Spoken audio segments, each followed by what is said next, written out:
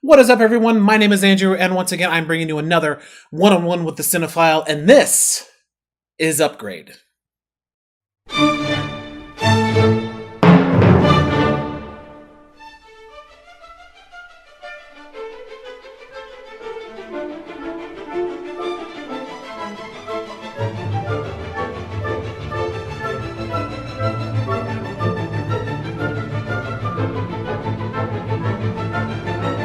So, Upgrade stars the faux Tom Hardy, and I call him faux Tom Hardy because he looks a lot like Tom Hardy, but he's not as good as an actor, and he's not as big and bulky as Tom Hardy is. But he's becoming a really good actor, though. He also starred in Prometheus. So, Upgrade also stars a bunch of less known actors that are from the Blumhouse production company who did, the Purge movies and the Saw movies and stuff like that. So the story is about faux Tom Hardy and his wife get into a horrible car crash. He becomes paralyzed from the neck down, and she ends up getting murdered by a bunch of thugs, and now he doesn't know what to do.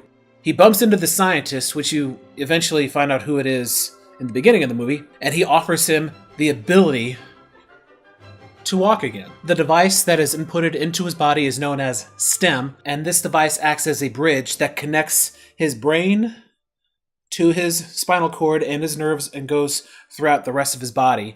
This little device will help that. It's like nanoseconds. He thinks about it and then he goes and does it. So it's amazing technology. This movie is set in the distant future. I don't know if it's not too distant, but it's very distant because the cars drive themselves. Yet there's enough people out there that still want to drive the old classic cars, the ones that don't want to get those upgrades to automated vehicles. Because that's all in the movie as well. So eventually, STEM begins to speak to the faux Tom Hardy character, and he's able to track down each and every guy that was responsible for murdering his wife. A lot of cool action scenes occur. I mean, really cool. Very bloody, very violent, which I love. I love that about this movie. And eventually it comes down to him and the main bad guy, which turns out was a big twist. I should have known because of the production studio that surrounds it, but still I was very surprised by it. And it's kind of left up in the air. We don't know if they're going to make a sequel. We don't know if they're going to continue the story.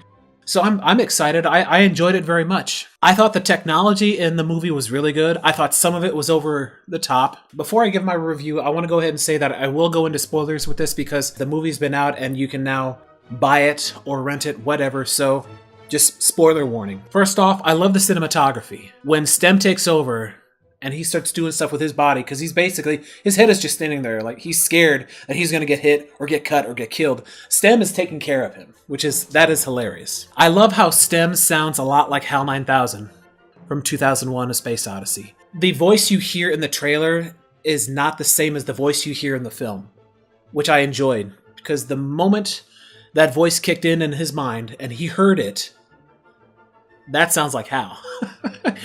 Which kind of sort of made me feel like where this movie was going. And I'll get to that at the very end.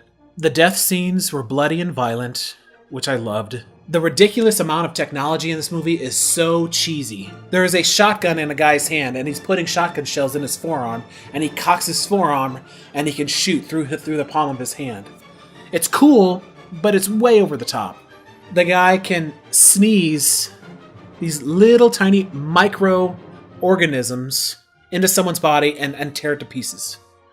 That is just ridiculous. The big spoiler I want to talk about is the fact that STEM is the bad guy. STEM is the antagonist and the reason why they got into the car crash, why he was paralyzed, why his wife died, why the scientist put STEM in his body, and he chose to go after these bad guys. STEM caused all of this, and the reason why is actually two things. One, he wanted autonomy.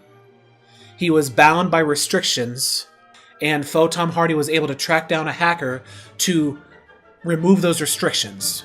That's the first thing. And the second thing, he basically wanted a body. So from a conscious point of view, he's taking faux Tom Hardy's conscious and basically shoving it into the back of his mind and living there, unknowingly. Like he's with his wife and he's happy. He's giving him happy thoughts while STEM has taken over the entire body. It blew my freaking mind. In a way, I sort of saw it coming because, again, the voice sounds like HAL 9000. All in all, I really enjoy this movie. I want to purchase this. I want to see some special features. I want to see a lot of behind the scenes. I want to see where they go, if they go any further with this storyline. But if you love stories like Blade Runner, if you love 2001: A Space Odyssey, this is a great sci-fi film. It's great action. It's over the top. It's violent. It's funny in some points. I would definitely recommend watching this maybe a couple of times. And last thing is, I regret not going to see this in theaters. I would have given this my money, and I wish I had time to go see this in the theater. Anyway, guys, those are my thoughts and opinions on Upgrade. Did you guys go see it? What did you think? Comment below, let me know. My name is Andrew, and this has been another One-on-One with the Cinephile.